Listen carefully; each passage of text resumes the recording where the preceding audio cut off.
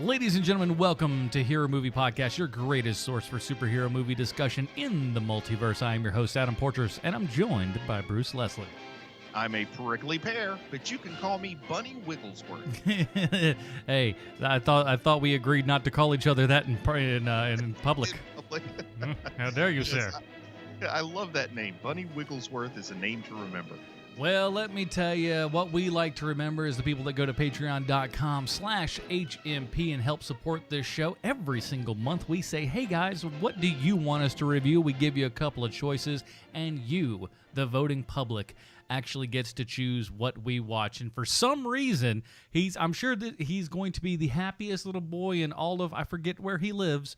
RocketFace has been on the train for Zorro the Gay Blade forever, and sure as shooting, it was a tie, so we figured, hey, let's do this Zorro movie and get this out of the way so he can stop screaming about, Blue Zorro the Gay Blade. We get it. I'm just going to say this is a good week for RocketFace because I know of a book where he's described as incredibly handsome and charismatic. Boy, I tell you what, man, he's pulling up aces. This guy's going to be walking 10 feet tall down the road singing his own tune. Yes. My, oh, my. Boy, that guy's just great. RocketFace, go out and buy a lotto ticket right now, buddy. I don't think the next week's going to get much better for you, my friend. Just go. You're skyrocketing right to the top, my friend. Everything's coming up RocketFace. No kidding. So we're going to be covering that 1981's Zorro the Gay Blade, starring George Hamilton of all people. If you've never heard of this, I can't say that I haven't blamed you. And Brenda Vaccaro, the woman I loved so much from Supergirl. Oh, well, I'm sure we'll get to some of that. But yeah, we're gonna be doing this. It's gonna be an interesting time. Sean is not with us again, but he better be with us next week. And we have an edict at the end of the show that we'll kind of talk about. So it's all right. It's all right. But we're getting around to our Halloween episode, and if you've ever been around here at HMP on Halloween, you'll want to stick around. I think you may know what's coming up. If you don't, stick around. So any other housekeeping business? I don't think so, man. All right. Well, think of anything. Well, let's get on into it, my friend. Here is the trailer for Zorro the Gay Blade. He's sexy, zany, sensational. You recognize that famous sign, huh? Oh, yes, senor. It is a number 2. No, it's the sign of Zorro. Oh, Zorro! That is a little more like it. 20th Century Fox and Melvin Simon Productions present George Hamilton. And George Hamilton as Zorro! One Destiny. To help the helpless. 2 brothers. To befriend the friendless. 1 legend. To defeat the feetless. 2 color schemes. I found it helps to keep them guessing. Thrill to the magnificent return of the 2 and only Zorro. What are you waiting for? Here he is. Arrest him quickly. Swing with Zorro. Ball with Zorro. And catch a few Z's with Zorro. You're the bravest man I ever met. I'm very impressed myself, too. Out of the night. Out of the past. Out of the legend comes George Hamilton. George Hamilton. Lauren Hutton. Brenda Vaccaro. Ron Liebman. Zorro! And a cast of peasants in Zorro the Gay Blade.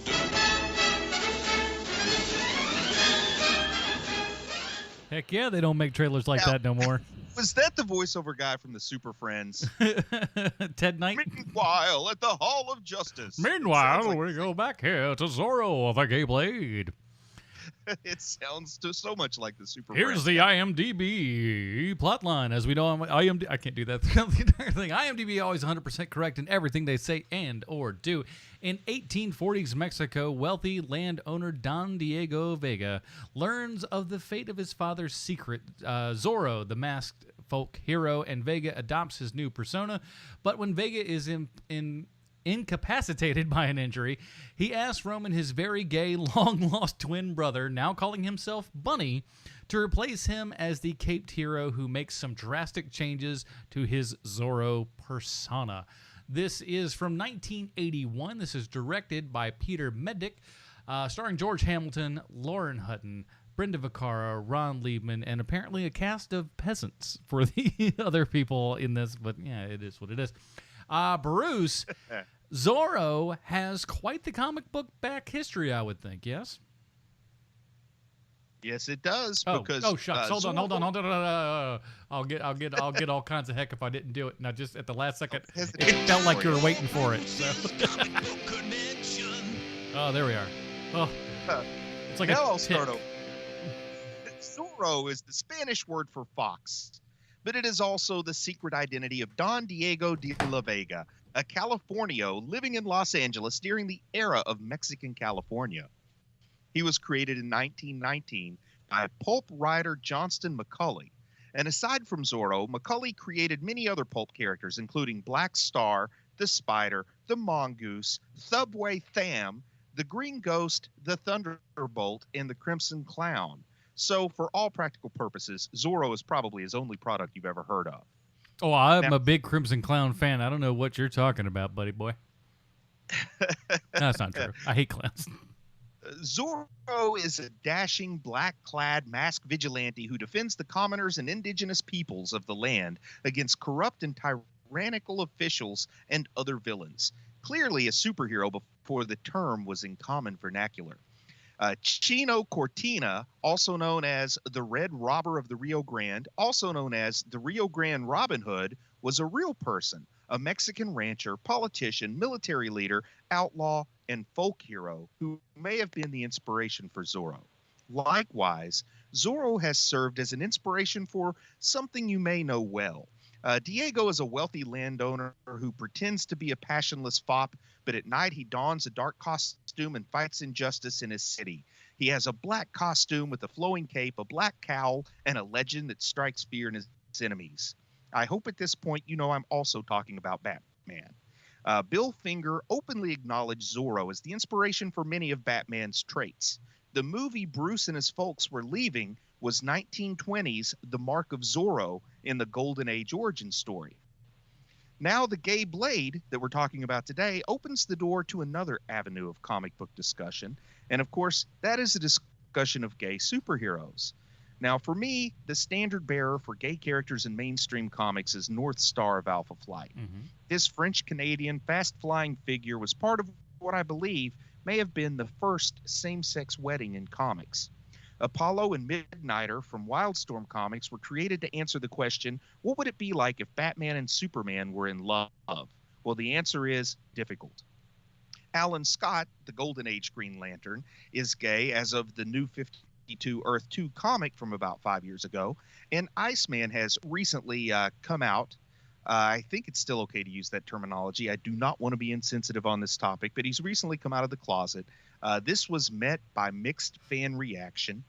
Batwoman is gay, and her planned wedding led to a major editorial blunder by Dan Didio at DC Comics. And though he is not a superhero in the traditional sense, this list would be incomplete without the inclusion of Kevin Keller, the first gay character in what was once the world's squarest comic, Archie. Now, I think it bears to point out the representation in Greg Berlanti's television universe. Curtis Holt, Mr. Terrific, is gay, and his relationship is on the rocks due to his vigilante lifestyle in the television show Arrow. Sarah Lance from Legends of Tomorrow is also gay, and she's heartbroken by the loss of Nyssa Al Ghul, but she was able to get over it with Marie Antoinette because it is, after all, a time travel show.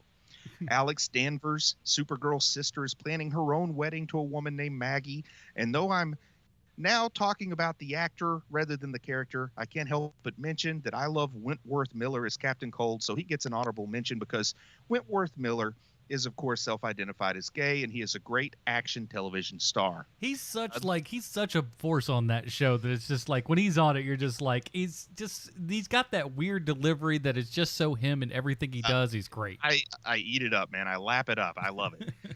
There are many other characters. I'm sure I've missed a few, but many folks may point out there still aren't enough LGBTQ heroes in comics. But I do think Alan Moore deserves a very distinct honorable mention because he found inclusion of gay characters to be important way before other writers of his stature dared to do so. In Watchmen, Hooded Justice, the man who defends the original Silk Spectre when she is assaulted by the comedian, is gay. Silhouette from Watchmen is also gay. V for Vendetta was written to protest Margaret Thatcher's policies, not the least of which was the mistreatment of gay individuals, and the mistreatment of a lesbian couple seems to serve as the impetus for all the destruction V rains down on the dystopian UK government depicted in V. John Constantine, also a famous Alan Moore creation, is probably my favorite LGBT character in comics, and for some reason TV and movie adaptations of this character seem to desperately avoid this trait. But in the end, the question is not just one of inclusion, but also one of respectful treatment. So, does Zorro the Gay Blade treat Bunny Wigglesworth as a hero or a punchline? I fear the name kind of shows their hand, but we'll discuss it. Well, yeah. But okay. Now, to start off, just overall conversation on the movie, kind of big picture stuff. Okay. I saw this movie, I don't know, I was maybe in the 3rd grade, maybe younger. You know, I saw it on broadcast television, absolutely loved every second of it as a pretty young kid. But all the gay stuff was over my head. Like, I had no, I did not recognize what was going on there. I honestly thought that Bunny was just a depiction of what British people were like. Like, I just assumed that all British people were kind of flamboyant. You know, I did not know that his choice of a romantic partner's gender had anything to do with it. I just thought, oh, yeah, seems about right. That's what British people are like. You know, the only point of reference in pop culture for me at this time would have been Klinger from MASH and, you know, just his antics to try to get dismissed from the army. Not that he was actually a gay character, but he liked to wear women's clothing or whatever. And I just thought some people like to get attention by doing that, and I thought Bunny Wigglesworth was just an English person. I had no idea. You hear that, English people? I'm talking about you, Marty. Marty Wigglesworth. Oh, what I wouldn't give to see Marty in a dress, though. I bet you he's worn a dress before. Oh, I'm sure that he has. I want to see it, though. Yeah. You know, the tradition of English pantomime with men dressing up to play women's roles for humorous purposes. I think there's a long tradition of that. I'm sure that Marty has participated. Yeah, I was about to say, I think there's a law of, like, you have to have it done at least once within the time before you're 15. So, you know, I think that's pretty much a rule. But, you know, ultimately, it might have been this movie that kind of led my mom to explain to me what a gay person was. Mm-hmm. And it was at a time and in a place where maybe people weren't as enlightened about gay folks as they are now. Because I know my mom didn't really seem to be woke, if you allow me to use the vernacular. No, I shouldn't, but I'll allow it this once. But it wasn't until Will and Grace came on, and then once Will and Grace came on, she was flying that rainbow flag, man. She loved that show and totally had a new respect for all people after that. That Jack character is off the chain. Mom, stop saying these words. Like, every bit of it is just, you should just not do it for everyone's sake. But anyway, so a whole lot of this was over my head. I loved this movie so much. It was on broadcast television. I feel like they showed it more than once a year on broadcast television. And I taped it. And I don't mean VHS, because my household did not have a VCR at this point in time. I actually took a cassette player with 2 cassette tapes, pushed play and record, and set it in front of the TV's little speaker and just recorded the audio track of this movie. And I would sit in my bedroom and listen to it. That's how much I loved this movie as a child. Like, all of our young listeners just heard this right now and just go like, what kind of old grandpa man is this? Hey, man, it's a combination of old and poor. You know, it's not just true. It takes a little bit of both columns to have a situation like that. It's just like, look, man, I'm old, also poor, though. There's a difference. If I was old and rich, I would have had the laser disc. I don't know that I would have. Here's the thing. I had never really heard of this movie. I did not know what to expect going in. For me, even, you know, just on account of, I guess I took Zorro the Gay Blade to just mean, like, I don't know, maybe it's a happy blade, and then it's just like, oh, no, we're squarely going down this alley. That's entirely how I saw it as a kid, was he was just happy. I mean, I'm playing with my friends, and I'm whipping out. Uh-oh. Or I'm Zorro the Gay Blade. Chop, chop, chop, chop. That's probably when my... Bruce. I totally took this from a perspective of innocence. Not to mention that I won't even go down the avenue of how much brownface takes place in this movie. Well, that's a big thing, and let's talk about that. I mean, because it is back in. I mean, here's the thing. While 1981 doesn't sound like that far away, it still kind of was. I mean, there's even a bit of it, maybe not quite, to this level or anything. But Short Circuit. What year was Short Circuit? Because that's like full on brownface for a punchline in Short Circuit. That's in the 90s, isn't it? Late 80s, early 90s. It's at least late 80s. I'm thinking 88 on. So this movie is years before Short Circuit just throws all caution to the wind with the concept. Yeah, but and that's the thing though, isn't that by and large? So let's talk about this. I got to look up Short Circuit. You just got my brain in a. Well, I will say this, man. It's easy to forget that George Hamilton was actually quite the dashing, attractive actor in 1981. 86 Short Circuit. Okay, so this is 5 years before Short Circuit. Also before Tootsie.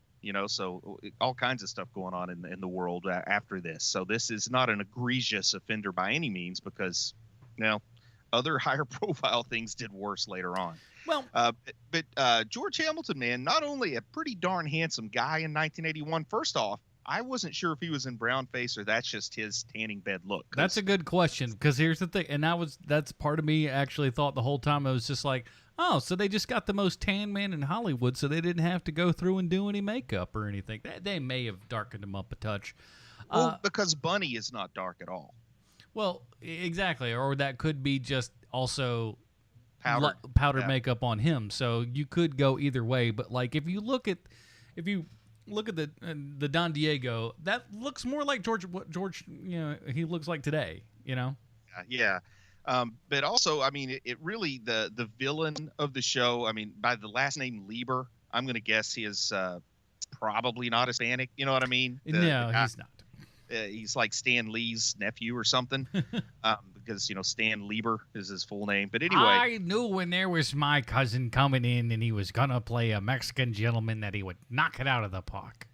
But also George Hamilton, man, pretty good with the accents, especially 1981 version. Considering he's playing two roles here, I mean, this isn't like a great dramatic performance, but as far as like being a character actor type, I think he does a darn good job of playing those dual roles with the, I don't know, what's the term, that British accent that's so pompous, and then he's got that wonderful, I dare say, lecherous Spanish tone when he's Don Diego. I think he does a good job with the accents, coming from a person who struggles to even do his own voice as an accent.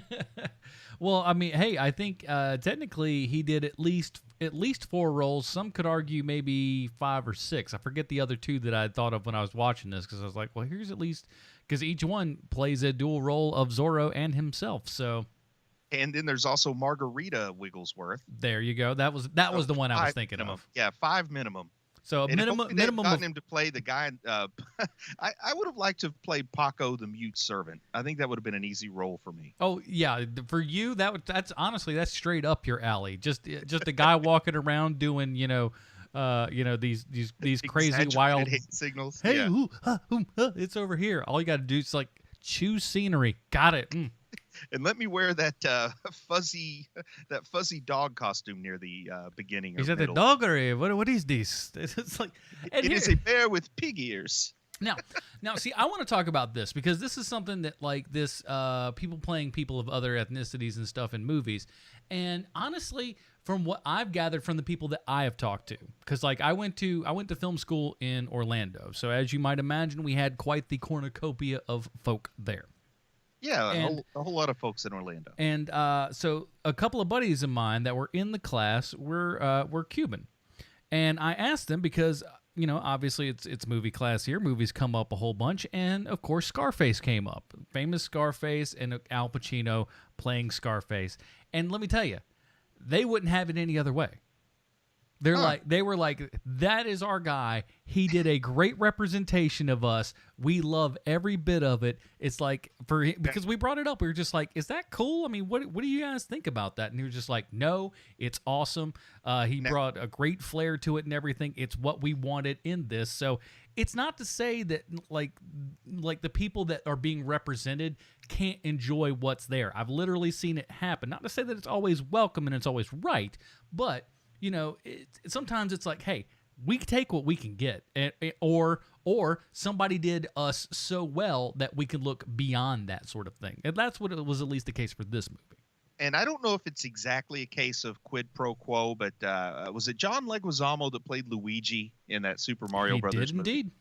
And his justification, you know, he said there's nothing wrong with a Hispanic actor playing an Italian guy because Al Pacino was in Scarface. So in his mind, it was 1-to-1 Scarface to Super Mario Brothers. Well, and he was, you know, and he was in Carlito's Way with him and with Pacino as well. So, you know. Okay, good. So that's the third degree of separation. So it all kind of like, you know, rolls around into a big thing. But to me. And that's the thing. Back in the day, and it's still somewhat of a big deal now, is that the reason that people are brought in for this sort of thing and made to be, you know, either another gender or another race. Now, I'm not saying that these things are right, mind you, but I'm just saying what the Hollywood mindset is that these are what's going to be putting butts in seats. So we've got to attract a name to it, right? We've got to attract a face to it. And oftentimes it doesn't work. So it's just like you could have put somebody, you know, that no one knew in there, and you still wouldn't have made any less money than what you did with this famous person. And George Hamilton produced the film, so there's not much you can say about his role. I think that where some of the discussion comes up is the role of the Esteban, the bad guy. You know, maybe that's the sort of role where you have a harder time justifying using a non-Hispanic actor all painted up. You could have, I don't know. I think the overuse of makeup and facial prosthetics and things is also part of the practice that's offensive, not just the casting. And then I don't know where the cast of peasants, did they try it? I mean, come on. It looked like tell me that within a block of wherever they filmed this, there wasn't enough racial diversity. I can't say all of the cast of Millions, if you will, but I could look in the audience. I could see we have at least people of somewhat color in there. Not all of them, mind you, but there's a handful here and there that you're just like, oh, well, that's not a white person. That's not a white person. So it wasn't like it was completely that, which, and I know this is, maybe it shouldn't, but sometimes you just kind of go, well, I mean, if these people were on set when this was happening, maybe it wasn't that big of a deal to them. I don't know. And then they could be just like, this is a paycheck. I'm speaking completely hypothetical and out of school here, but it's 1981 too. It's a totally different world. Exactly. It's it was probably almost just expected at this point of like, oh, they're not going to get this. But, you could really, what's kind of cool though, when you watch this movie and you see what George Hamilton here is doing, you just go, yeah, Antonio Banderas would be a good Zorro, because he sounds like Antonio Banderas in a lot of ways. He really does. Yeah, I think George Hamilton pulls off the Douglas Fairbanks, Errol Flynn swashbuckling performance though better than Antonio Banderas did. Now, at the same time though, let's give a little bit while we're talking about what could have been better had they had a person of the right ethnicity and everything. Let's also give credence though to the fact that, if I'm not mistaken, this was actually the first Zorro one that actually specifically said he was a person of Latin descent. Oh no! Or at least portrayed as that. That's what I read that somewhere. I could be wrong. I mean, the character. This might have been the first Zorro that ever actually lived in Spain, but the character Don Diego de la Vega from the very beginning was a Californio, which is someone who would be ethnically Mexican, living in what is now California when it was part of Mexico before a bunch of land. Yeah, but everybody, I guess I'm more speaking of like, hey, Douglas Fairbanks is white. He's just white in this thing. Just deal with it. Okay, yeah, I see what you're saying. That's more what I meant. And I'm pretty sure that there was an old Zorro television show where they just cast the same guy that played the Lone Ranger, and they just had him put on a different costume, even wore the same mask. You know. Yeah. Here's your black hat. Go be Zorro for a year. So Zorro, there might sure. be something to that because 1920s Zorro was the Fairbanks version. Then I don't know who played Zorro in 1940, but yeah, knowing what I know about Hollywood in those days, I would imagine that they did not go full on character actor mode. Yeah. So, I mean, but here's the thing. Now, let's talk about how the kind of the tone of the movie and everything. Because like I said, going in, I had no idea what this was. The best that I could describe this movie is kind of Mel Brooks light. I was going to ask you, do you think there's any possibility that sometime in the future I invent a time machine and go back and help kind of write part of this script? Because, boy, there is some cornball jokes that really hit home with me. The one I'll point out most specifically that sounds like something that I could have seen myself writing is they said, your father died, his horse was spooked by a turtle. Don't worry, we executed the turtle. Like that kind of sounds like something I would have thought was like grade A material knee slapper. It's perfect. Yeah, I could see you in like a tweed suit back in the like this script for you. It needs more turtle jokes. Back in the 50s and 60s, Bruce in like a tweed suit, smoking a big cigar, just being like, I'm going to type up this script for you. Let me do. You were the punch-up man who were coming in and just giving all these really crappy little jokes in here. Yeah.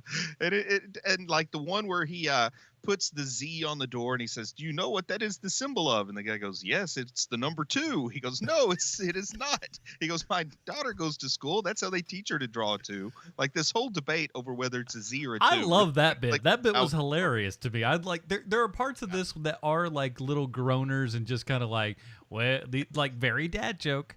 But there are a couple that are the idea of a sidekick, Paco the mute sidekick wearing a bad bear costume and attacking alongside him, and he thinks it's a horrible dog that's going to attack him. I love it. Like the conversation back and forth, the jokes about the suit and everything were really, I mean, like I said, there's a lot of stuff in here that's just like for everything that you get that's like, oh, that was really funny. You get a, oh, geez, kind of thing. So it's rife with both.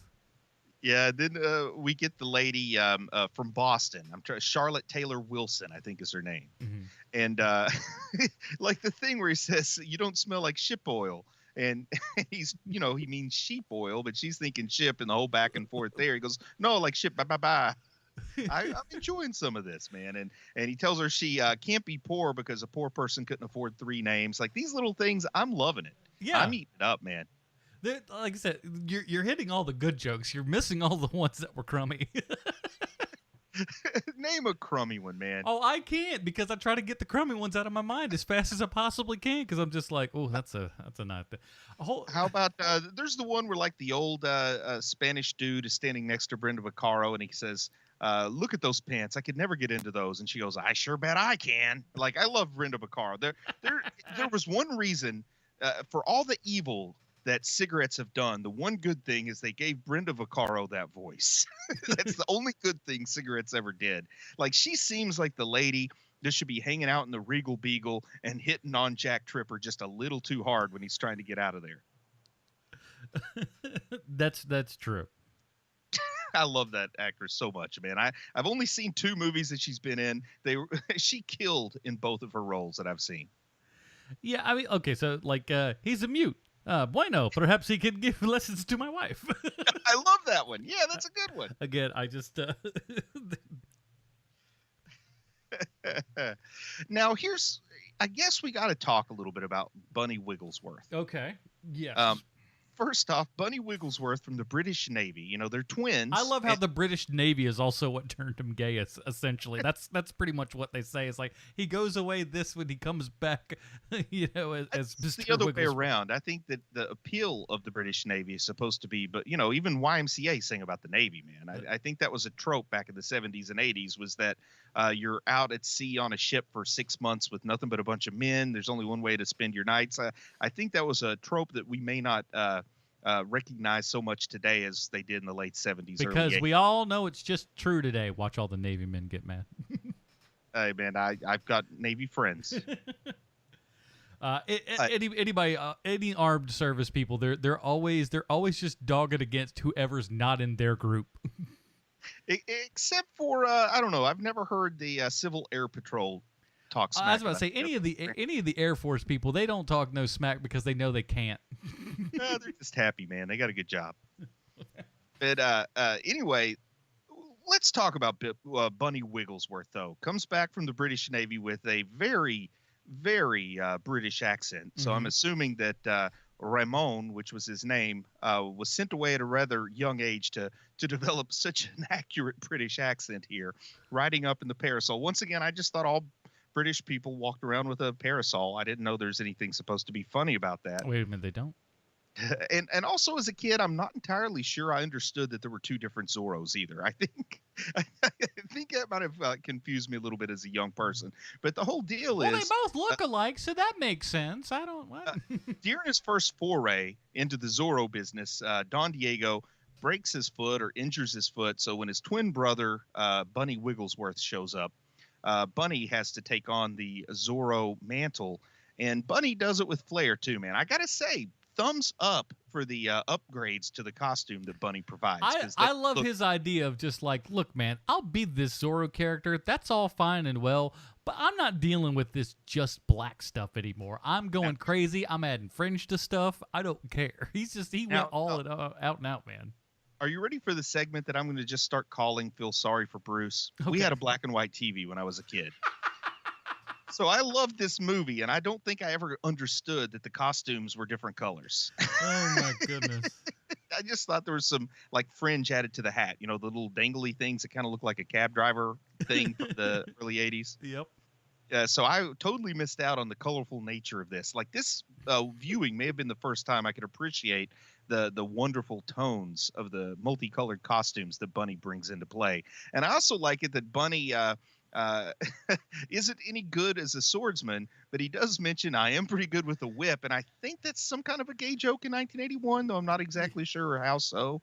Yeah, I mean, it's just maybe some like sort of S&M thing or something where it might be. They just kind of, I think in the 80s they just thought anything other than the most boring interpretation of mommy daddy time qualified as gay. It's like, oh well, that's he'd be into something that's a little bit outside the box.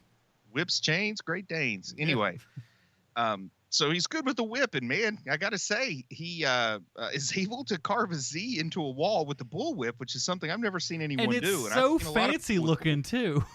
Yeah, and I like how it looks like a Z is 3 strokes. I mean, with the sword, you go 3 strokes, but with that whip, I counted he did like 27 strokes with that whip to get the Z on the wall. Well, he's got the curves and stuff, and like because he's like it's calligraphy, man. He's an artist. Bunny is an artist. Script. Now, here's something though I do want to point out about Bunny. I want to point out a couple of things that I would dare say are progressive for 1981 in this movie. Okay, I'm going to try to defend this movie a little bit. First off, his twin brother, accepts him 100% for who he is. Yep. Did you notice that? There's never any judgment. There's never any shame. There's never any of a lot of the things that maybe you would worry about from a 19th century Spanish nobleman. I don't even think there's like literally even like a question. He loves his twin brother that he hasn't seen in forever and accepts him 100% as Bunny Wigglesworth. Right off the bat, no questions asked. It's just like, okay, well, there you go. So I know that this is not good by today's standards, but by 1981 standards, I'm pointing out some progressive things here. Also, Bunny is 100% comfortable and confident in his own skin. I wish to God I was that comfortable in my own skin as Bunny is. There's no shame on Bunny. There's no self-loathing. There's no attempt to hide who Bunny is, and I think that's pretty darn progressive for 1981. Yeah. Yeah, I mean, Bunny is gay, and he is out there, boy. He does not care. And Bunny is gay, and in 1981, I think it's hard to find a true gay action hero protagonist in 1981. But Bunny doesn't lose a fight, even when outnumbered. And at the end of the day, when the straight, when Don Diego, the straight brother, is defeated, it's Bunny that shows up and saves him. Mm-hmm. And I just want to say that there's going to be a lot of potential, vitriol coming at this movie because it does take a little bit too much of a broad stroke comedy approach when it's dealing with some of the issues. But I'm trying to point out that compared to other things that you would have seen in 1981 dealing with a gay character, I think this is a more positive portrayal than you would expect at that time. And think about this as well, is just from an acting standpoint, how, Mr. Ladies Man and, all that good stuff that George Hamilton was, that George Hamilton just said, you know what?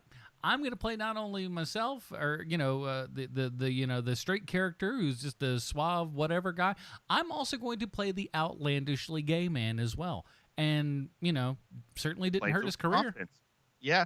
And also, for 1981, this is a trope that seems commonplace by 1995. Definitely commonplace today. But the idea that the woman is attracted to the gay guy. Mm-hmm. That's a trope that's probably played out. You don't see it so much now, but it shows up here. And I wonder if this might be the first time that trope appeared in cinema. I don't know. Because she has very little interest in Don Diego, but then she feels that she can actually talk to Bunny's version of Zorro more than she ever could to Don Diego's. And I felt like, man, it's probably hard to find something earlier than 1981 that deals with it this way. Well, I mean, there's all kinds of fun stuff that's maybe not quite of that nature or anything, but I mean, I still think one of the most oddly progressive things ever in early cinema was the end of Some Like It Hot. I love the end of that movie, man. I mean, it's one of the best one of the best one lines to end a movie of all time. Nobody's perfect is great. Yeah, I love it, man. I love it. But once again, that's a case of mistaken identity or people pretending to be who they're not. But here, Bunny is being himself, man. Mm-hmm. It's not like he's pretending to be gay. He really is. It's not like John Ritter's character from Three's Company who pretends to be gay so the landlord will let him live where he does. This is truly a gay character with Bunny. And Bunny even wins the woman for his brother. I mean, he does everything. Yeah. Bunny is the impossible heroic ideal in this movie, whereas Don Diego's got some flaws that Bunny doesn't have. Yeah, he's there and he doesn't, and he does enough, but I mean, if you take Bunny out of this, the movie doesn't exist. It's over so fast. And I also wonder, I mean, George Hamilton was a star and he helped produce this, but he wasn't the kind of star that can get anything he wants made. You know what I mean?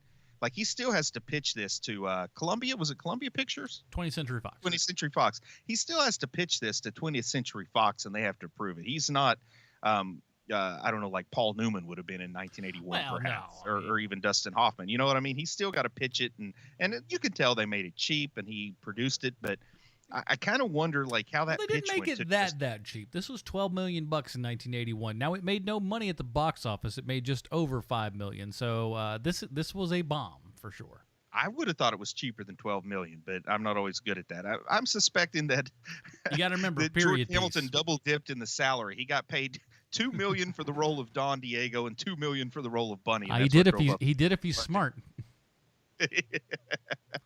But anyway. I kind of think this would have been a tough pitch. You're pitching it in 79 or 80 to get it out there by 81. So I imagine this was a tough pitch too. Oh, yeah. I mean, look, okay, check it out. We're going to do Zorro, right? But you're going to have a gay twin brother. And they're like, yeah, thanks, but no thanks. We're not doing that. But it's going to be a comedy. Yeah, no, still a no on that one. So, yeah, I don't know how he pulled it off, but good job to get somebody to give you that much money.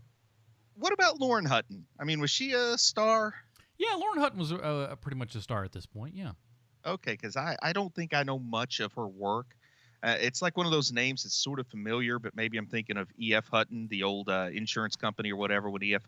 Hutton talks, everybody listens. Come on down to E.F. Hutton. We've got French bread. And this is 1981, but she seems like a leading lady from 1967. She seems like Maureen O'Hara playing across from John Wayne. You know what I mean? She seems like she fits maybe a style, and maybe it's because this movie's kind of a Western that makes me feel that way, but she seems like she is playing a role the way it would have been played 15 years before this. I feel like she's in a different movie than everybody else. Well, I mean, that was kind of more her era there was early 70s, mid 70s and stuff like that. So it's kind of where she sort of came from and everything. Because I know famously Stanley Kubrick didn't tell George C. Scott that Dr. Strangelove was a comedy. So he's playing this movie straight, and it makes it that much more hilarious. But I feel like Now, I'm not saying we're not going to get a hair must. One of my favorite lines in that entire it's so funny. Gosh, she's so good in that. I kind of feel like Lauren Hutton didn't realize what movie she was making. Like, I feel like she thinks she's really making a straight Zorro movie. But I think that's a good. To me, I think that's a good thing, though. I think you have to play.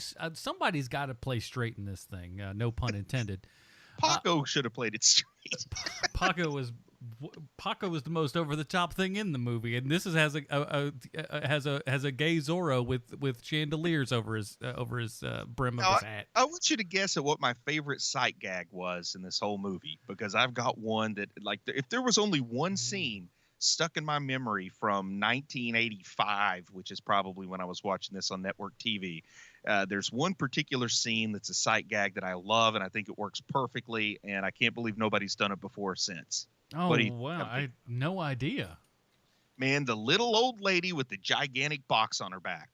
And she comes up with a letter in her hand and the gigantic box on her back. And Don Diego says, "Oh, you didn't have to carry that all the way upstairs. I could have went down and got it. Here, give it to me." And he takes the letter and pays no attention to that. Like, it looks like a coffin. Yeah. And that poor old lady's like 4'8", 4'9", and 172 years old. And he's having her, put it over there by the books. No, by the window. No, by the piano. Yeah. You know what? I like it better by the window. No, by the books. I love that little old lady just lugging that big old box around. That's great old school kind of, and again, I'll keep saying this because I think it bears repeating that this is Mel Brooksian style, sort of comedy, and I think they're very much pulling from his kind of vibe for this movie. And not for nothing, I think if he did this movie, it would probably be like, up there with one of his movies. And I've just got a thought, man. You know how they did Alien versus Predator? Mm-hmm. You know how they did Freddy versus Jason? I want to see Zorro the Gay Blade versus Blazing Saddles. I'd watch that. Oh, I'd watch the heck out of that. I'd watch that in a second. Oh, yeah.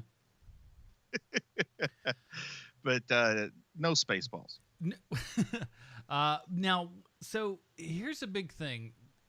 What did you think about Mr. Lieber, let's just say, screaming all of his lines? That made sense. The guy's wound up. It's so great. It's over the top. It is just like he's basically everything. It's just so, it's nuts. It's just. I love the part where Zorro cuts his pants off and he's running around with his pants down. I mean, everything's great, man. Lieber's given some good lines, and I love his delivery.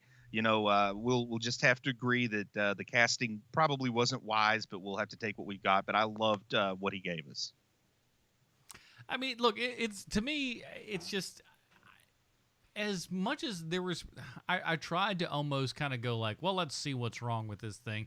And as many things as I was just like, well, that's just not great. The other times I'm going, well, it's not bad. It was like we're literally playing a tennis match of good, not so good. And I also, going to the very beginning when we first meet, and I'll tell you, I hadn't seen this since childhood. So when we open up in Madrid and Don Diego is in bed with some other man's wife, and I'm confused because I did not remember the twin brother aspect. I thought, I could have sworn like Zorro was really gay. Is he just going to pretend to be gay? Is he just pretending not to be gay? Then later on, it all started to click when the twin brother Bunny Wigglesworth showed up. But at the beginning, man, I was like wondering if I totally remembered this movie wrong. And then the guy with the top hat that looks like they had to pick the most non-George Hamilton actor available to play the jealous husband that comes in with the top hat and the sideburns, and the whole sword fight starts. He says, "I could fight 4 of you." And he says, "Too bad, I brought my 5 brothers." I mean, it's fun from the beginning. Oh, did I say 5? 4? Maybe I should not have been so overzealous. I like swashbuckling stuff too. I used to love to watch old Errol Flynn movies on TBS way back when they would show that sort of thing. I've probably somewhere along the line seen some Douglas Fairbanks action. One of the highlights of The Princess Bride, of course, is the sword fight, between the Dread Pirate Roberts and Inigo Montoya. There's no question that was inspired by Errol Flynn and Douglas Fairbanks. So I love that kind of swashbuckling, and this movie gives us plenty of it. And they treat it legitimately. Even though the movie's a comedy, they have really good swashbuckling sword fights. Now, I know this one had to be right up your alley with all the guys from all the other places out there in California. Oh yeah, Like, Bakersfield. here's Don Diego from San Fernando. Don Francisco from San Jose. Don Fernando from San Diego. Don Jose is from San Bernardino, whilst Don Luis Obispo is from Bakersfield. I love that. I did like that. I was hoping they would have had somebody from Rancho Cucamonga too, because I would have definitely made Rancho Cucamonga a part of this movie if I was part of the. That's how you roll the R's. Rancho Cucamonga. Oh, very impressive, Bruce. Looks like Yeah, you may. man, it's one of my 3 favorite California towns. I was like the any of the towns Bugs Bunny ended up saying I was automatically a fan of. You know, should have taken that left. Beach, you're telling me. Pismo Beach, left turn at Albuquerque, you name it. Yeah. Just always a blast there. But look. Here's the thing: the fighting and stuff is pretty decent. It's nothing above and beyond, your wildest expectations or anything.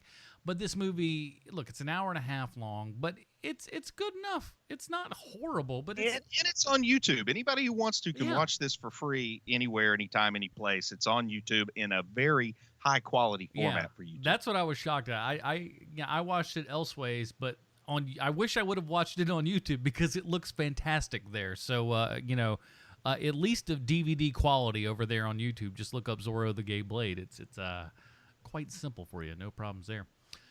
Bruce, you think anything else we need to cover? Well, to be honest, the biggest thing I'm curious about is if there's any way this sucker could relate to Sylvester Stallone, because I just don't think it could happen. Oh, well, thank you, Bruce. I happen to have a prepared statement. You don't say. Well, this week we saw a movie in which the star's most notable attribute today is the fact that he looks like a piece of Kentucky Fried Chicken. Carolina Gold. By the way, kids, Kentucky Fried Chicken is what we used to call KFC before we knew chugging up straight down canola oil would have adverse effects to one's health. So what do you do with George just 5 more minutes in the tanning bed Hamilton when he looks like a sweet breast meat of KFC? Why, you put him in the Colonel's uniform and plop him into a KFC commercial selling honey gold chicken or whatever the heck it was. Yeah. But because George Hamilton is, he's that sweet golden brown, makes sense. All right, so someone got a raise for that marketing idea. I'll tell you that much. George Hamilton is a joke here in 2017, but he's always been a guy you could go to for comedy. What did I write there? Well, so get it. What did I write? I don't even know how this sentence was. Zorro the Gay Blade, on account of 3 years earlier, he did the same thing. Oh, a go-to. I should write that down. So you gotcha. So the go-to for Zorro the Gay Blade, on account of 3 years earlier, he did the same thing with Dracula, take a serious character and make it humorous. George Hamilton has 119 acting credits to his name. The man is no slouch.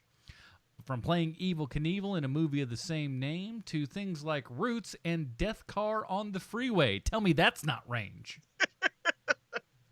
That range is called into play when you have to star in a show that saves HMP's bacon week after week, Las Vegas. George Hamilton played Bernard Taylor on Las Vegas, and while I haven't seen it, I'm sure the role was very George Hamilton.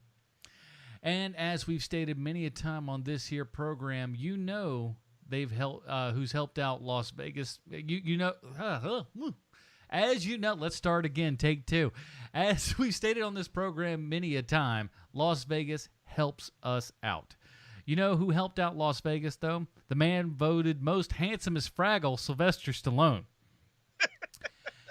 As we've said many times, Sylvester Stallone plays Frank the Repairman, but we can never thank Stallone for guesting on this show that has helped HMP so very, very much over these years. Now, Sly, I know you're listening. You've got to be in more shows like this, okay? How about a stint on any one of the Law and Orders? Maybe a guy who has something to do with, I don't know, boxing. I know you always seem to say yes to those roles, so why don't you think about it, okay? It would really help us out here in stretching these bits week over week, because there's only so many times we can go back to Las Vegas or get Carter. We need a couple of more things. Be in things other folks have been in. We'd really appreciate it. It would save us a lot of digging. So there you have it, HMPers, this week's Stallone Connection. Now, Mr. Wigglesworth, let's rate this bad boy so we can get back to doing what we do best, swinging from chandeliers. This is us. What now? This Is Us. It's a TV show that Sylvester Stallone was a guest on an episode this season. Oh, is that right? Well, yeah, I think I've seen that in something, but he plays himself, and he does a decent job. Well, there you have it. Okay, good. Okay, More stuff so like back this, to Stallone. I would rate this.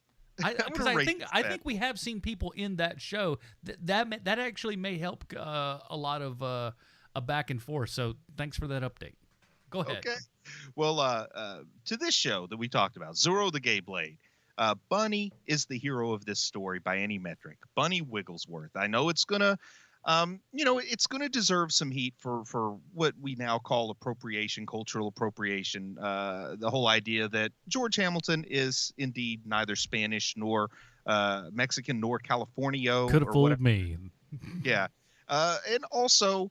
Some people will say that it was taking the gay character and just making him a source of humor and a punchline. But I do think that Bunny is the hero. I think that for 1981 in particular, it was a progressive portrayal. And I understand that this movie in no way, shape, or form gets made today. But that doesn't keep me from loving it. I've loved this movie for most of the years I've been alive. I listened to this movie on cassette tape, Adam. Could you imagine that? I'm giving this a Dick Grayson, and there's no way around it. My goodness. All right. For me, this one, it's interesting because I didn't hate it. I didn't love it. I was right there in the middle, but I don't know if I can go so far as to give this a Damian Wayne. So I've decided to kind of split the difference and give this bad boy a Carrie Kelly. So that one is something that's neither necessarily good nor bad, but certainly has its place and will be good to a particular type of audience. I say this with love. This is a movie your dad would like. I promise you your dad would sit down and roar at this flick. He'd love it. I don't care what your age is either. Your dad would love this. All right. Man, I'm going to confess something to you. I like this movie better than the original Superman. Wow. Continue. I didn't mean to steal your thunder. No, that's it. I don't know that I can add anything to that. My goodness. It might be the best retro movie we've ever watched because I am now officially a dad. Yeah. I have 3 kids, and you're dead on right about what you say. Yeah. Your dad will love this. Your dad will love this film. If you watch it and don't like it, go out and have a kid, then check it out. See if it. Yeah. All of a sudden, it'll be like just a magical little just dusting of dad will be on top of you, and you'll be like, I think I like the Zorro the Gay Blade movie. Oh, and you'll start saying things like, "Hello, thirsty. You look just like hungry." I thought your name was Kevin. This is what we deal with on a regular basis with this guy, everybody. Can you believe it? Can you believe it? I can't. So that is it, everybody. Thank you for joining us for this episode. And thank you to the people that go to patreon.com/HMP and voted on this bad boy. RocketFace, as I said in the early show, get a lottery ticket, my friend, because I don't think you could do any better this week. You're in the HMP book. You've finally gotten your Zorro the Gay Blade out. It's just, you can't go better than this. But we're going to try.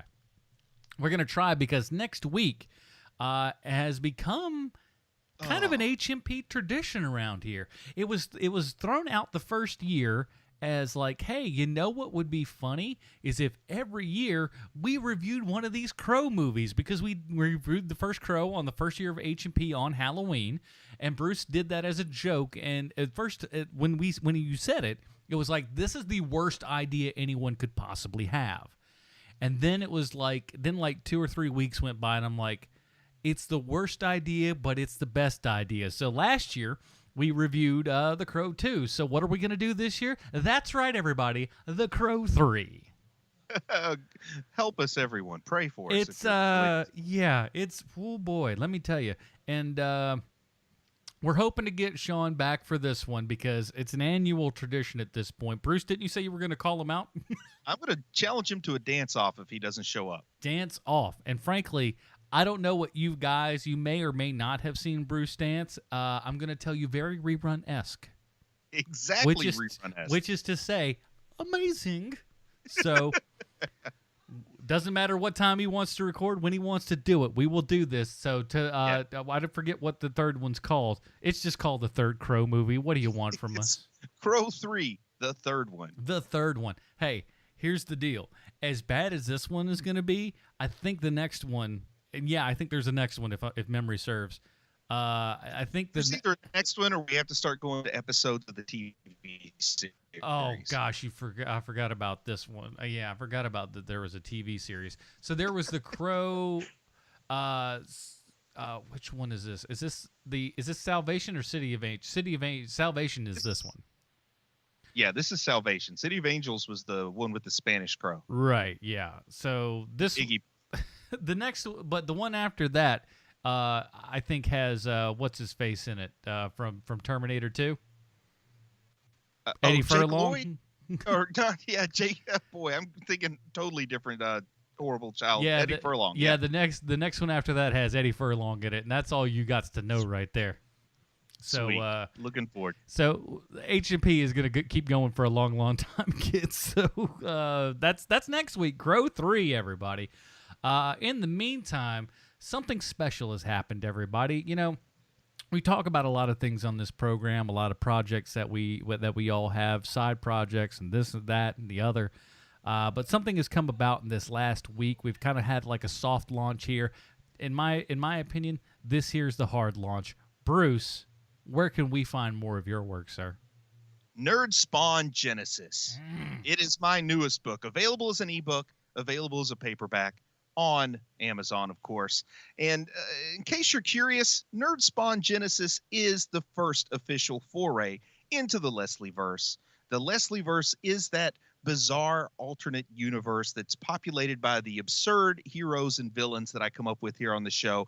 And by the nature of that universe, that means it's also occupied by Adam, Sean, and myself, in an alternate version that could accurately be described as three-man children. Do you think? Because you've read a couple chapters, Adam. Yeah. Is that a fair description? Yeah, very much. And it's Krista Zombie, one of our good Patreon supporters, has already read it. She read it the night it was released, absolutely loved it. She assures me that fans of the show will love it. The totally true adventures of Adam, Sean, and myself in the Leslieverse. This particular book, Nerd Spawn Genesis, contains the secret origin of Little Steel. It also includes an appearance from Constantine. There's a tangle with Man in Bear Suit. It turns out Man in Bear Suit's a big fan of Family Feud, by the way. It is written specifically for the podcast fans. It's chock full of laughs. It's enrolled in Kindle Unlimited, so Kindle Unlimited subscribers can read for free. Otherwise, the ebook is only $2.99. That's the price of a single issue of a DC comic on Comixology. However, this is a full-length 60,000-word novel. The paperback is $7.99. I finally got my paperback in the mail today on a Sunday, believe it or not. And, man, it looks good. It feels good. I'm so proud of this paperback. You'll love it. I really want to encourage people to go out and read it. At the very least, if you go to Amazon, there's this thing. You click on the cover, and it lets you read, like, the first 2.5 chapters, like, free. So if nothing else, just read those chapters, man, and tell me if you like it or not. Frankly, I think they'll be hooked at that point, because like once you start getting on that road, you'll start just going, and especially if you're a listener to this show. That's the thing. By and large, this is like one of the biggest in-jokes that, and the longer you've been listening to H&P, the better. And if you don't get a thing, you may go back and listen to like an older episode and go, that's where that came from, you know, because trust me, this thing is chock-a-block full with that stuff. I've already gotten my first 5-star review on Amazon from Krista, so thank you very much for that. I'll let everybody else know I could use some reviews on this. This is one I have high hopes for, so I could use kind of like the 10 5-star reviews as a magic number to help me promote it better on Amazon, so I could use that as well. But everyone, Nerd Spawn Genesis, just search Amazon for Nerd Spawn. It is the only Nerd Spawn product out there. It's all one word, NERDSPAWN.